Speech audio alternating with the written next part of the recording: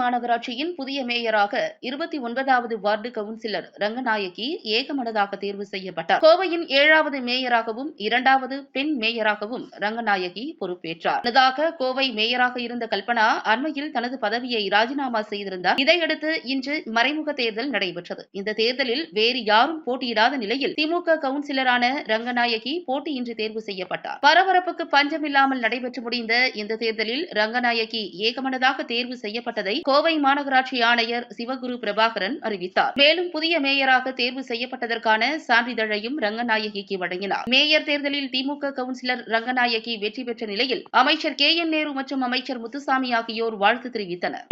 அவருக்கு என்னுடைய வாழ்த்துக்களை தெரிவித்துக் குறிப்பாக மாநகரமன்ற உறுப்பினர் அவர்களுக்கு அனைவருக்கும் என்னுடைய வாழ்த்துக்களை நன்றியை தெரிவித்துக் கொள்கிறேன். அந்த பணி சிறப்பாக செய்வதற்கு நாங்களும் அவர்களுக்கு உற்ற துணையாக இருப்போம் என்று தெரிவித்துக் கொள்கிறேன். திட்டங்களில் கோவைக்கு நம்முடைய முதலமைச்சர் அவர்களே இந்த கோவை மாநகருக்கு நிறைய பணிகளை செய்ய வேண்டும் என்று எங்களுக்கு உத்தரவு தந்திருக்கிறார். ஏற்கனவே முதலமைச்சருடைய உத்தரவின் பேரில் 300 கோடி ரூபாய்க்கு மேலாக சாலைகளுக்கு மட்டும் ஒதுக்கப்பட்டிருக்கிறது. எனவே குடிதண்ணீர் திட்டம் 93 திட்டம் அதுவும் இங்கே நிறைவேற்றப்பட்டிருக்கிறது.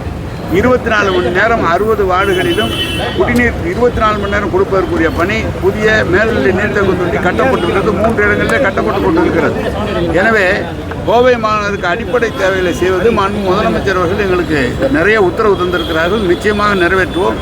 இப்போது வந்தபோது மாநகரமன்ற உறுப்பினர்களும் தங்கள் பகுதியில் என்னென்ன பணிகள் செய்ய வேண்டும் என்று அமைச்சர் முத்துசாமி அவர்களிடம் என்னிடம் சொல்லியிருக்கிறார்கள்.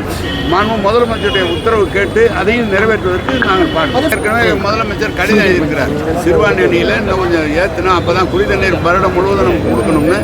அது 2-3 டிஸ்பியூட் அவங்ககிட்ட இருக்குது. நீர்வளத்துறை அவங்களோட கேரளா அரசோடு பேசிட்டு இருக்காங்க. ஆலியார் பக்கம் இருக்கிறாங்க. அந்த இது பூரா பேசிட்டு இருக்காங்க. எல்லாம் ஒட்டுமொத்தமாக பேசுகிறாங்க.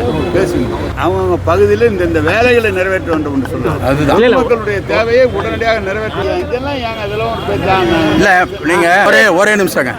இன்னைக்கு எவ்வளவு சந்தோஷமா இருக்காங்க. நீங்க உள்ள போய் பார்த்துட்டு அப்புறமேல இந்த கேள்வி தவறு செஞ்சிருந்தா நடவடிக்கை எடுப்பாங்கல்ல. யார் தவறு செஞ்சிருந்தாலும் நடவடிக்கை எடுப்பாங்க. அதுல என்ன இருக்கு? உங்களுக்கு என்ன வழக்கு போட்டுருக்காங்க, எல்லாம் போட்டு